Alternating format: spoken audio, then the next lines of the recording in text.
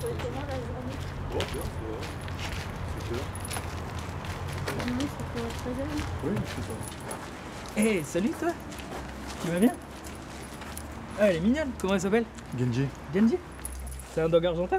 Oui, bien sûr, tu t'y connais? Ouais, un petit peu. Bah, je bosse au parc à loup, au loup de Chabrière. Ah, c'est bien. Et j'avais une petite question aussi. Ouais. Entre un loup et un chien, c'est quoi la différence? Bah, ça dépend. Le loup est un animal sauvage, le Oui. chien est un animal domestique. C'est un peu dur d'avoir un loup à la maison. Bah, passez me voir au parc à loup à l'occasion. Je vous Y a pas de expliquerai tout souci. ça. Salut toi. Bonne journée. De même. Au revoir. Au revoir. Every time I take a look at the people all around me, there seem to be,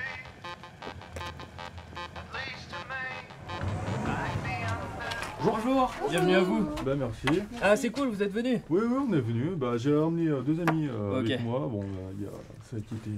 Eh bah, pas de soucis. Bah, c'est cool. Je vous invite à monter là-haut, en haut du chemin de ronde.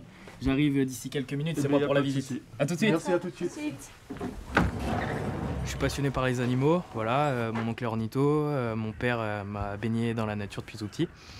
Et puis j'aime le soin aussi. Alors au départ, je partais pour faire une formation d'infirmier. Et puis j'ai eu l'opportunité avec le temps de me dire bon voilà, c'est peut-être pas ce que tu veux faire, c'est peut-être un peu trop compliqué pour toi, peut-être que j'étais pas fait pour ce métier. Mais je voulais toujours rester dans le soin. Puis je me suis dit tiens, j'aime bien la nature, j'aime bien en parler, j'aime bien parler aux gens. Donc pourquoi pas commencer une formation d'animateur nature-environnement. Et puis finalement, j'ai fait ma demande ici. Je suis passé en entretien avec Abel Guittard, le directeur du parc, qui m'a dit pourquoi pas, est-ce que tu veux venir déjà moi je vais pas t'embaucher par rapport à ta formation, mais est-ce que tu veux venir au moins travailler un mois en tant que saisonnier? Ah oui, je veux bien, carrément. Donc voilà, il m'a posé une série de questions. Qu'est-ce que vous connaissez sur le loup? Ça tombait bien, j'étais passionné, donc j'ai essayé de donner le maximum, ça a marché. Je suis resté un mois. Bon, tu te plais bien ici, tu travailles bien, 2 mois, 3 mois, et puis au mois de juin, ça fera 2 ans que je suis là, voilà. Donc, espérant que ça continue, j'espère que ça va continuer. Ici, vous êtes au parc animalier des Monts de Guéret, au loup de Chabrière. Il a été créé en 2001, il a donc eu 14 ans au mois de juin l'an dernier, il aura 15 ans au mois de juin cette année. Voilà, ils ont commencé avec 6 loups au départ, aujourd'hui on en a 44 en tout sur le site, ok ? Ils faisaient à peu près 13 hectares à l'origine. Ils en ont rajouté avec les agrandissements. On peut aller aux alentours, je crois que c'est aux alentours de 15 hectares. Voilà. Donc quelle est la différence entre un parc animalier et un zoo? Eh bien tout simplement on peut le voir ici. Dans un zoo vous allez avoir des petits enclos.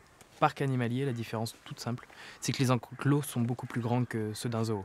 Donc le matin je peux partir à l'abattoir, revenir, moi manger et après nourrir toute la meute du parc. Voilà, donc ce sera 1 à 2 jours par semaine. Sinon, les après-midi, visite guidée, m'occuper de l'accueil au bar. Pareil, continuer à faire de l'entretien. L'entretien des espaces verts. Regardez s'il n'y a pas de papier dans le parc aussi.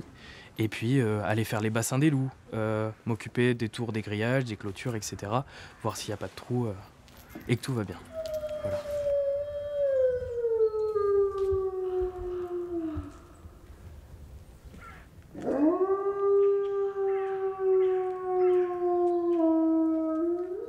Alors comme vous le savez, les loups ils vivent en meute, donc à partir de 2-3 loups on peut appeler ça une meute. Donc la meute elle est dirigée par des chefs, un roi et une reine, donc c'est un couple au pouvoir, on les appelle le couple alpha. Alors ce couple alpha, comment on les reconnaît? Les oreilles bien droites sur la tête, le poil bien gros au niveau du cou et la queue derrière la verticale pour signaler aux autres loups que ce sont eux les chefs. Alors ces alphas ils ont des pouvoirs que les autres loups de la meute n'ont pas. Donc les alphas ce sont les seuls de la meute à pouvoir se reproduire. Les autres loups de la meute n'ont pas le droit de se reproduire. Également, ce sont eux qui viennent manger en premier. Et dans la nature, ce sont les alphas qui dirigent les plans de chasse. Donc vous avez alpha tout en haut. Juste en dessous, vous avez un autre couple important. Vous avez le couple bêta. Alors les bêtas, eux, leur rôle, c'est les généraux de la meute, les policiers. Ce sont eux qui font respecter l'ordre. Alors je dis respecter l'ordre. Certains loups vont essayer de venir manger en premier, essayer d'avoir des postures de chef, ou même encore essayer de se reproduire. Ça va être au rôle des bêtas de faire respecter la hiérarchie. En faisant ça, eux, ils se mettent bien. Si les alphas venaient à mourir, ce seraient les bêtas juste en dessous qui prendraient la place. Ok? Après, vous avez d'autres loups, ce loup en couple. Et tout en bas, il y a un loup très important qu'on appelle le loup. Eh ouais, l'oméga. Alors l'oméga, c'est le souffre-douleur de la meute. Le punching ball. Celui qui concentre l'agressivité de tous les autres loups.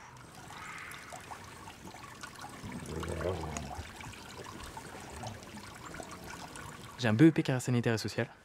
Donc j'ai eu un BEP, puis après j'ai dit hey, on va peut-être aller chercher un bac. J'ai réussi à décrocher le bac, voilà. Pour ce métier, c'est bien d'être soigneur animalier. Pour l'instant, j'ai pas ce métier-là. J'ai pas ce diplôme-là. J'espère le passer un jour, voilà, pour avoir quand même de la théorie. Il me manque la théorie. J'ai pas les écrits. Moi, j'ai été formé sur le terrain avec des soigneurs. Et on est 6 soigneurs sur le parc, voilà. Donc déjà, j'ai la formation terrain soigneur, parc à loup. Alors ici, vous êtes devant les sangliers. Donc depuis peu, le parc s'est agrandi. On n'a pas que des loups. On a accueilli les grandes proies du loup et qu'il y a dans nos forêts. Donc on a accueilli des cerfs, des chevreuils, des renards et des sangliers. Bientôt, on va accueillir des blaireaux. Donc ils ne sont pas encore arrivés, ça devrait pas tarder. Donc les grandes proies du loup et qu'il y a dans nos forêts. Pourquoi on a accueilli ça? Tout simplement parce que le parc se développe. Il a eu 14 ans l'an dernier, donc jeune parc. Donc avec le temps, on évolue un petit peu. Et puis ça permet aussi aux gens de montrer les animaux qu'il y a dans nos forêts, qu'ils n'ont pas l'habitude de voir. Voilà.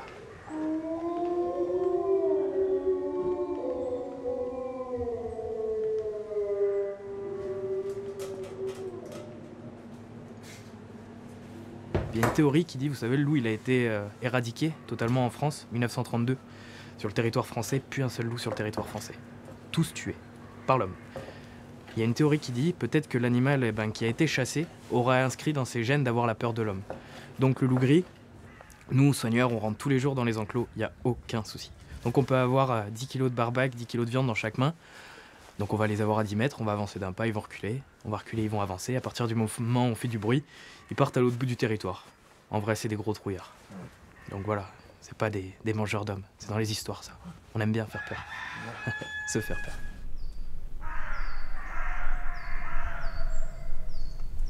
Il y a plusieurs types de soins. Il va y avoir le soin, déjà rien que leur donner à manger. Donner à manger, ça fait partie du soin aussi. Comme, voilà, donc leur donner à manger, faire les litières aussi. Donc enlever tous les jours parce que on se doit, comme il y a du public qui vient, que le parc soit propre. Donc ça fait partie aussi d'enlever les litières, de les changer tous les jours. Ça, c'est un soin. Et puis donc, je te parle des animaux de la ferme là. Pour les loups, ça va être d'autres soins. Alors il faut savoir par rapport aux propriétés du loup qu'il y a pas énormément de soins à faire, mais ça fait partie aussi de notre métier de repérer les comportements anormaux.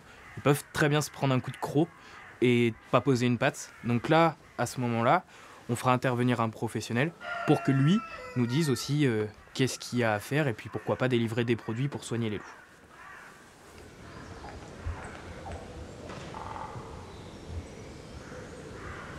Alors ici, vous êtes devant l'enclos des sources. Là, on n'intervient qu'1 à 2 fois par semaine, donc pour leur apporter de la viande. Donc ils sont bien semi-sauvages. Donc on leur apporte des grosses quantités de viande ici, donc des demi-vaches, pourquoi pas. Et eux-mêmes vont gérer leur stock. Donc chaque loup va aller en prendre une partie, aller en enterrer, en laisser sur la carcasse pour tenir la semaine. Pourquoi pas aussi les mettre dans les sources pour garder la viande plus longtemps. Voilà, la conservation, par exemple pendant l'été quand il fait très chaud. Donc on peut voir au niveau du grillage aussi, il y a plein de poils. Parce que les loups, pour marquer leur territoire, ils vont se frotter le long des grillages. Se frotter aussi le long des arbres, ils ont des petites glandes sous les pattes, uriner, faire des crottes. Et puis, qu'est-ce qu'on a dit aussi, dans un premier temps, marquer le territoire? Le hurlement sert dans un premier temps à marquer le territoire.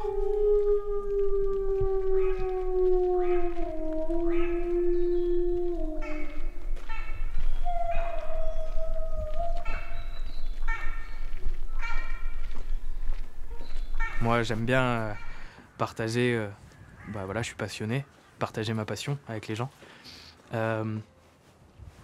Être à l'extérieur. Alors, pour certains, ça va être un inconvénient. Pour moi, c'est un avantage. Parce que profiter de l'air, comme ça, d'être dehors, c'est un avantage. Inconvénient. Alors, moi, c'est pas un inconvénient parce que mon métier me plaît. Mais travailler les week-ends. Pour certains, ça va être un inconvénient. Pour moi, ça me plaît. Donc, ça va. Ça n'a pas de prix d'avoir un métier passion, je crois bien. De se lever le matin et d'avoir le sourire, ça vaut peut-être plus que de se faire un 3 000 € par mois et de faire la tête ou la gueule en se levant. Faut peut-être avoir un SMIG et de se lever le matin avec le sourire. Ça n'a pas de prix, ça.